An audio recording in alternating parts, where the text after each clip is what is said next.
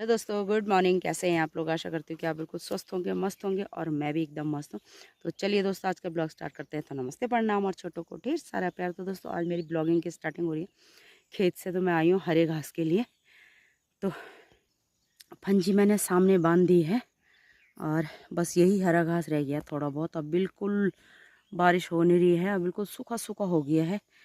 तो पता नहीं गाय भैंस भी कैसे पालेंगे हम लोग। ये देखो, इसको कितनी गर्मी हो रही है और बैठा हुआ है यहाँ छाया में मेरे साथ। तो घास मैंने काट दिया है और चलती हूँ अभी घर में। तो चाची भी लगी हुई यहाँ पे घास काटने पे। तो सुबह सुबह सबका काम यही होता है, हरा घास लाना। और उधर सामने मीनाक्षी भी लगी हुई है, ये देखो घास काटने पे। और मेनिका ले गई है घास। तो और मौसम दिखाऊं तो पूरे जंगल जितने भी हैं यहाँ सब पे आग लग चुकी है। और दोबारा आग लगी हुई है, क्योंकि पहले तो लग चुकी थी और दोबारा रूल पड़ा, यानी जो चीड़ के पेड़ की पत्तियाँ होती हैं वो पड़ी और दोबारा लग गई है आग। तो मौसम बिल्कुल धुंधला धुंधला हो रखा है। ये देखो, अभी दीदी भी आई हुई है घास के लिए। तो मैं आ गई हूँ, चला आओ हम। और यहाँ पे हाँ, चाचा जी और के गोभी तो बड़ी बड़ी हो गई है। और नीचे की तरफ लगा रखी है उन्होंने शिमला मिर्ची। और इस तरफ है तुरई की बेल, जो काफ़ी लंबी लंबी हो गई है। लेकिन पानी की वजह से ना पानी नहीं आ रहा है, सूखा पड़ गया, बिल्कुल सूखा पड़ गया। और वहाँ पे थोड़ी सी, क्या बोलूँ मैं इसको, हौद सी बना रखी है चाचा जी ने, तो उसमें है थोड़ा पानी। तो इसी से कर रहे हो गुजारा। इधर खीरे की बेल है और इधर भी आधी गोभी है, बीच में लहसुन है। और उस तरफ आपको दिख रही होगी तो वो भी गोभी है। और नीचे वाले खेत में लगा रखे हैं उन्होंने टमाटर। तो टमाटर की मेल सी बना दी है उन्होंने। तो चलिए दोस्तों, चलते हैं अब घर पे। इतनी धूप लग रही है ना, जबकि धूप हल्की है बिल्कुल, लेकिन धूप बहुत। तो चलो, अभी मैंने फंची रख दी है सिर पे। तो चलते हैं, दीदी भी अभी काट रही है घास। तो चलो दोस्तों, चलते हैं। चलिए दोस्तों, मैं आ चुकी थी घर पे। और घर पे आके मैंने गेहूं जो परसों काटे थे वो रात को कूट दिए थे। और उसके बाद अभी मैंने हवा लगी हुई थी तो इनको बता दिया है। तो इसका जो कूड़ा होता है वो अलग हो गया और गेहूं ये अलग हो गए। तो बस यही है दोस्तों हमारे गेहूं। तो मैंने ये मांड लिए हैं। और धुआं देखो ज़रा। और इतनी गर्मी हो रही है ना, पूछो मत, बहुत गर्मी हो रही है। और धुआं देखो। तो ये भी गाय चरा के आए, उसके बाद नाश्ता वाश्ता करके और अब यहाँ लगे हुए हैं अपने काम पे। इतनी बारीक क्यों करे तुमने? ये देखो, तो गाय चरा के नाश्ता करके और अभी लकड़ी फाड़ रहे हैं। और गोभी के पौधे लगा रखे हैं हमने, ये पुरानी मिर्ची के पेड़। और इधर हो गए हैं मेथी, टमाटर लगा लिए हैं, मूली और फ्रांस बीन बो दिए थे हमने। और अब थोड़े थोड़े से बड़े हो गए हैं। ये खीरे का पौधा, ये देखो, ये गुदड़ी का यानी तुरई। और ये अंगूर की बेल भी जा रही है अब ऊपर। तो चलो अब अंदर चलते हैं, बहुत तेज़ धूप हो रही है। और ये ग्लास फल का पौधा, पौधा नहीं बेल, दवाई अब खाऊंगे। तो चलिए दोस्तों, बहुत तेज़ धूप लग रही है। और इन्होंने फाड़ लिए लकड़ी और मैंने कूट लिए हैं गेहूं मतलब बना लिए हैं। तो अब धूप बहुत तेज़ हो चुकी है, तो मैं बना रही हूँ नींबू का पानी। तो चलिए दोस्तों, बन चुका है नींबू पानी। तो अब पीते हैं फटाफट। तो ये जो भी एनर्जी सुबह से वेस्ट हुई है हमारी, नींबू पानी लाएगा वापस। तो चलिए दोस्तों, शाम के बज चुके हैं 5 और मेरा छन्नी में जाने का टाइम हो गया है। और ये भी चले गए हैं मार्केट। तो चलिए दोस्तों, फ़िलहाल मैं चलती हूँ छन्नी में। और सुबह मैं जब आ रही थी खेत से, तो चाची बता रही थी मुझे कि हमारे गांव के ही एक चाचा जी हैं, वो फरीदाबाद रहते थे। तो उनकी मतलब खैर तबीयत तो काफ़ी दिन से ख़राब थी उनकी, तो उनकी डेथ हो गई है बल। और जैसे ही मैं इधर आई तो दादी मिली मुझे, जो दादी को मैं बुढ़ी बुढ़ी करके बात करती हूँ ना। तो उन दादी दादी मिली मुझे यहाँ पे, तो उन्होंने बताया कि उनकी समधन बीमार हो रखी थी, तो उनकी भी डेथ हो गई है। तो दोस्तों दो दो बातें मतलब एक ही दिन में, और कल रात को ही दोनों की डेथ हुई है बल। तो चलिए दोस्तों, अभी फ़िलहाल हम गांव में भी जाएंगे, क्योंकि वो रहते तो फरीदाबाद में है, लेकिन उनके बड़े भाई उनकी बहू वगैरह गांव में रहते हैं।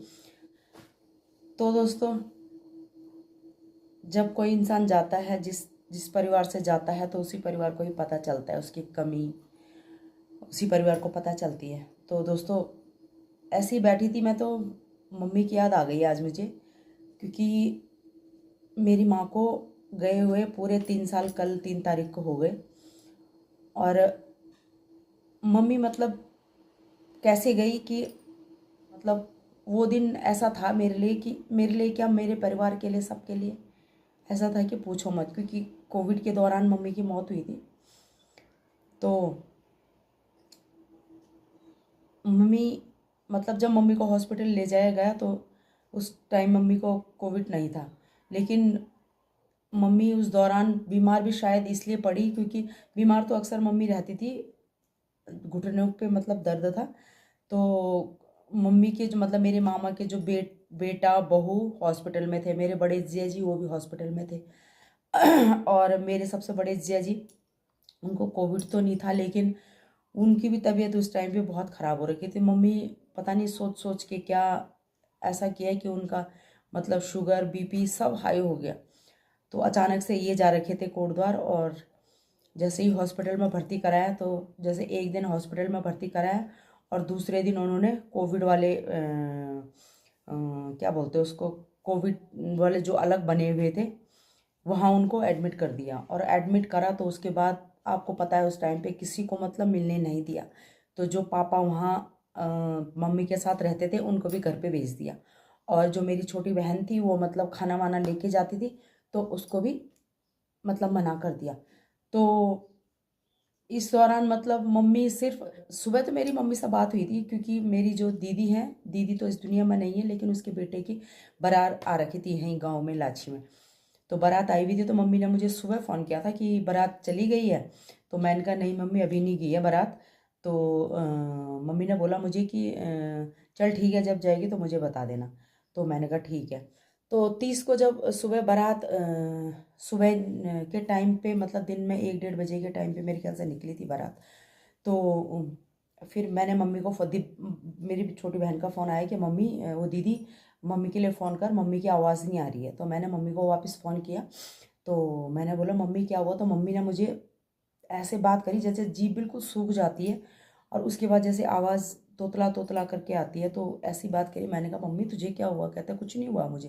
तो मेरी माँ ऐसी थी कि मैं दूर हूँ, गाँव में हूँ, और मम्मी कोटद्वार में थी, तो मम्मी एक कुछ भी होता था तो मुझे मतलब ये करती थी कि उसको पता ना चले।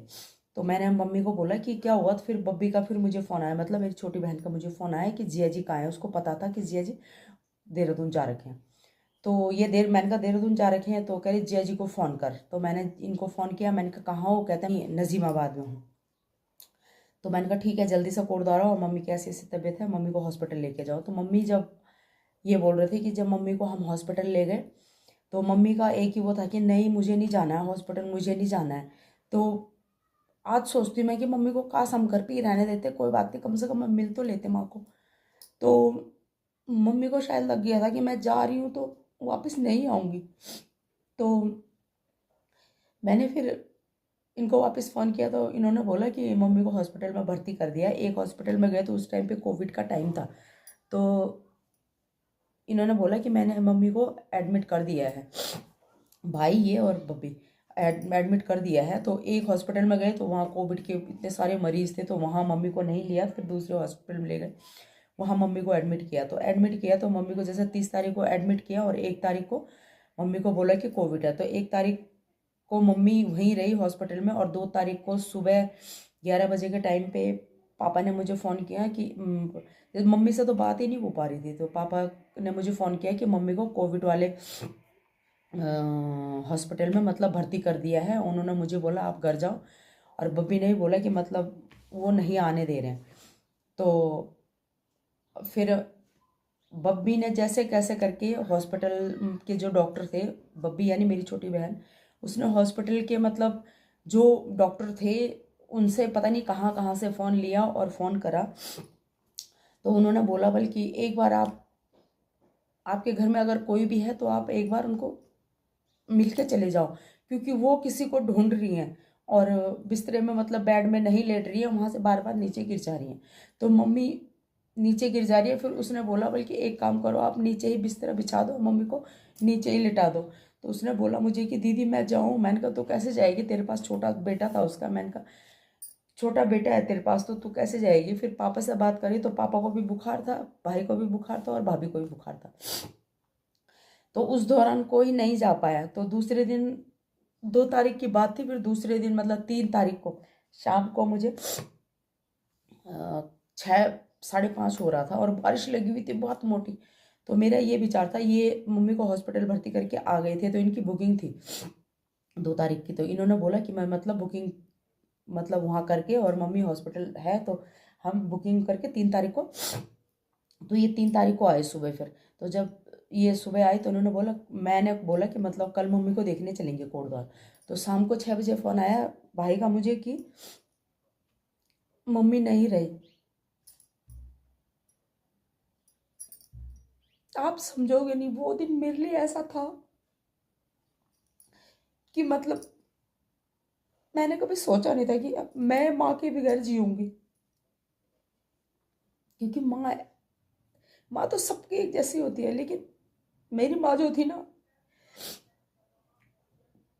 मेरे ससुराल वाले भी बोलते हैं हाँ कि माँ तो सबकी होती है लेकिन तेरी माँ एक अनोखी माँ थी।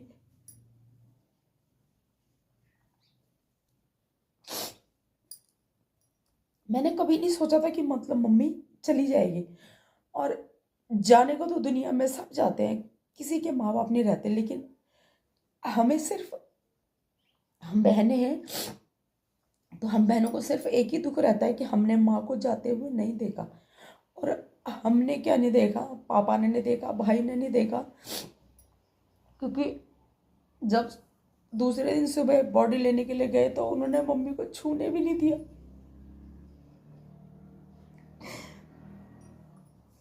मम्मी को मतलब छूने भी नहीं दिया। और जो जो मतलब सब कुछ होता है,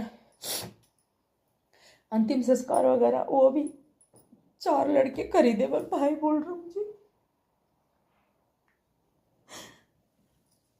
कि 4 लड़के खरीदे तो बॉडी फिर वो लेके गए आधे तक एम्बुलेंस में, फिर आधे तक वो लेके गए। तो मतलब मम्मी का चेहरा किसी ने नहीं देखा। और ये दूसरा कोविड हुआ था, मतलब कि जो मेरे ख्याल से 2022 और 23 में आया था, 21 और 22 में। तो जो दूसरा वाला था, तो पहले साल तो मम्मी मेरे पास आ गई थी यहाँ गांव में कि चल वहाँ कोविड फैल रहा है तो हम यहाँ तेरे पास आ जाते हैं। तो 1 महीने रही थी मम्मी मेरे पास। तो मम्मी को गए हुए मतलब मम्मी सितंबर 5 या 6 तारीख को गई यहाँ से। और मतलब 5, 6 महीने ही वहाँ रही। मतलब मई 3 तारीख को मम्मी चली भी गई। इस बीच में मैं मार्च में मम्मी से मिलने गई थी, तब भी मम्मी ठीक थी। लेकिन अचानक ही पता नहीं क्या हुआ, कैसे हुआ। तो मुझे रोना इसलिए नहीं आता है कि मम्मी चली गई, किसी की माँ बाप नहीं रहते हैं पास में, लेकिन माँ ऐसी गई कि उसने किसी को नहीं देखा। और वो जाते जाते तरसती रही मतलब हमारे लिए, सबके लिए, कि मतलब इतने हैं मेरे और आज अकेली थी वो, अकेली। इस चीज़ का दुख होता है।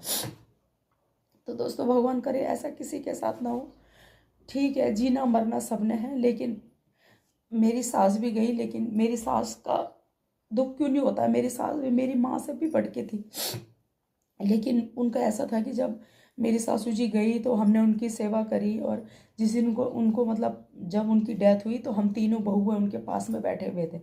तो हमने बातें करी, हमने मतलब जो चीज़ उन्होंने बोला वो करा। वो चीज़ माँ को नहीं मिल पाई, बस इसी चीज़ का दुख है। तो दोस्तों जब भी ऐसा कुछ बात आती है ना कि किसी के माँ या किसी के पापा चले गए, तो दिल में एक ऐसा होता है ना कि मैं बता नहीं सकती। तो दोस्तों मेरी मम्मी को तीसरा साल पूरा हो चुका है, 14 साल लग चुका है, पर दिल में एक बोलते हैं ना कि दिल में एक वो हमेशा रहेगी कि हम अपनी माँ के लिए कुछ नहीं कर पाए। मैं तो ज़िंदगी में कभी सोच भी नहीं सकती थी कि मैं अपनी माँ के बिना जीऊँगी, क्योंकि जैसे होता है ना कि मम्मी के साथ कभी फ़ोटो लेना, या मेरे को शौक ही नहीं था इस चीज़ का। पता नहीं क्यों जब मेरी बीच में तबीयत ख़राब हुई तो फिर मुझे सब कुछ बेचना पड़ा, यानी गाय वगैरह सब कुछ बेचनी पड़ी, तो मैं खाली थी। तो इस टाइम पे मैंने यूट्यूब खोला। मैं आज सोचती हूँ मुझे कि काश मैं तब खोल ली होती, तो अपनी माँ की थोड़ी सी यादें सजो के रखी होती तो मैं खोल के देख पाती। मेरी माँ की कुछ तस्वीरें हैं मेरे पास, मतलब मेरे साथ कुछ तस्वीरें मैं खिंचवाती नहीं थी, कभी सोचा ही नहीं कि ऐसा भी होगा। तो चलिए दोस्तों, फिलहाल मैं छन्नी में जाती हूँ और दूध निकालती हूँ। ये पक रही है दोस्तों ऊमी, ये लो ये तो फूक गई है तो फूक। अबे यार है कि फुटक रह गया था। इन्होंने ऊमी बना दी है, यानी गेहूं की जो बाल कच्ची रहती है हरी हरी, उसको भून के आग में, और अब ये खाएंगे हम लोग। पका दिए इन्होंने भले गए सारे यहाँ मारने के लिए मेरे लिए भी मांडो, आपसे बनाओ मेरे लिए भी फटाफट मांडो। काले काले हाथ, कैसे हाथ हो रखे तुम्हारे, तो ये देखो ताले हो गए बल हाथ। ये देखो दोस्तों इसकी हाथ में अब ये हो गए हैं। अब ये काले हाथ हरी हरी अभी मांड रही है। ये बन गई है दोस्तों ऊमी। तो चलो खाओ, अब कैसी हो रही है चखो इसको। मस्त मस्त हो रही है ऊमी, मस्त। होली खेल का आना वाला दीदी भी आ गई। चलो खाओ। ओह बिल्कुल लो तीनों का हाथ बिल्कुल फंस गिलास भाई के चकरे लग गई दीदी कन बड़े मस्त जन ध्यूरानी ची उन्हीं भी बनी जी मस्त। चलो खाते हैं फिर।